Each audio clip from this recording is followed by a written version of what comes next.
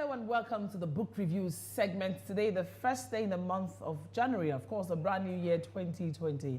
And of course, we look at works of creative authors across board and of course, bringing you all their creative thinking and writing to the fore. Today is no exception as we have a book titled The Sales Guide, A Practical Approach to Sales and Closing, written by none other than Joseph Don. He calls himself the Don. Let's see if he's really a Don. Good morning, Joseph. Good morning. Happy New Year to you. Happy New Year, ma. Interesting. I love to hear the resolutions of a Don. So if you have a resolution, let's start with that. Well, I don't really do resolutions. Really? Yeah, I don't do resolutions. I have targets every year. Oh, that's the salesman's thing. Yeah, you just proved to me that you're a Don. So before we got to 2020, I already set a target. Like, okay, this is how much I want to make in 2020. So I'm going to start working towards it from today. I already started working towards it. Interesting. You want to share? Secret. Okay, well. I have an ebook I'm releasing on the 10th of January, and I plan to hit 5M.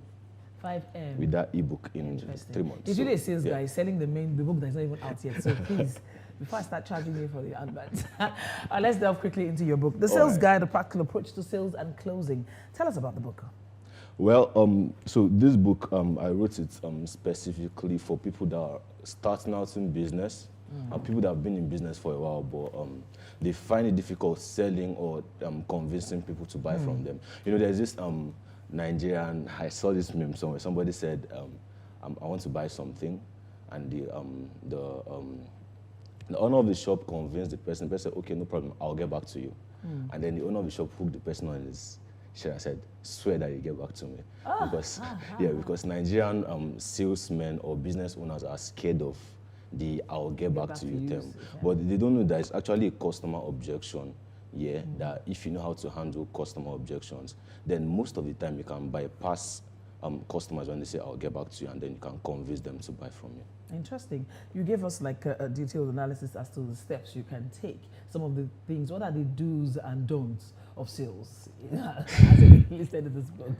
Well, the do's and don'ts of sales, if you ask me, the most important thing about sales is that you must be sold on what you do, first of all.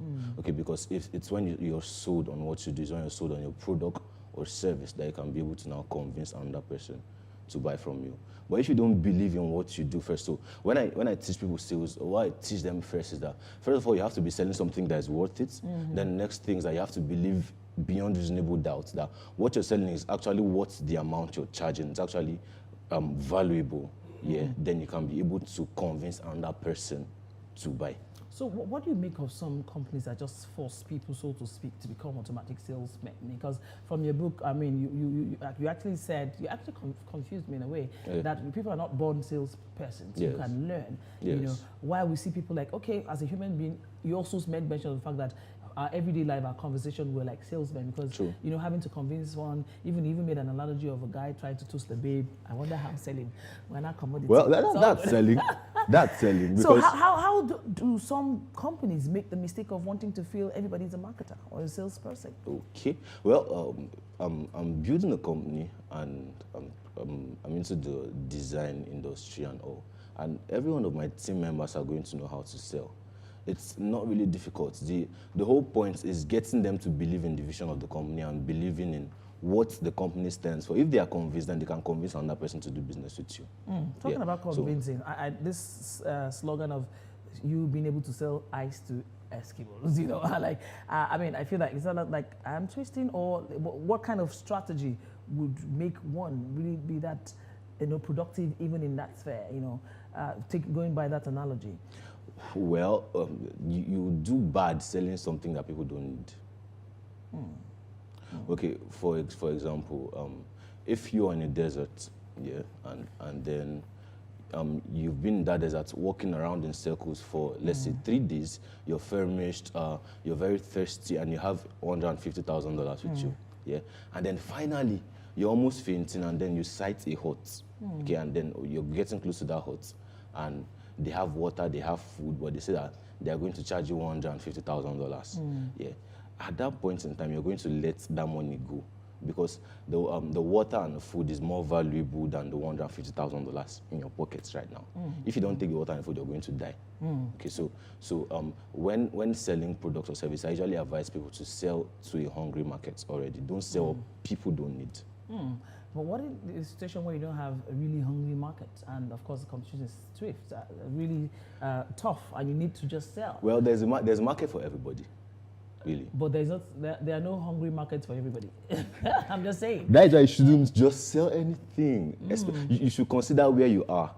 Okay, you should consider your location, the kind of people, that demographic, the kind of thing you want to sell. I don't just sell anything. You can't just pick up something and say you want to sell.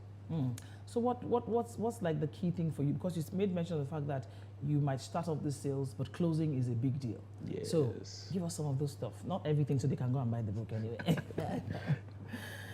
Well, not many people know how to close. People freak out sometimes when a customer objections start coming in. Like, how can I trust you? How do I know you're legit?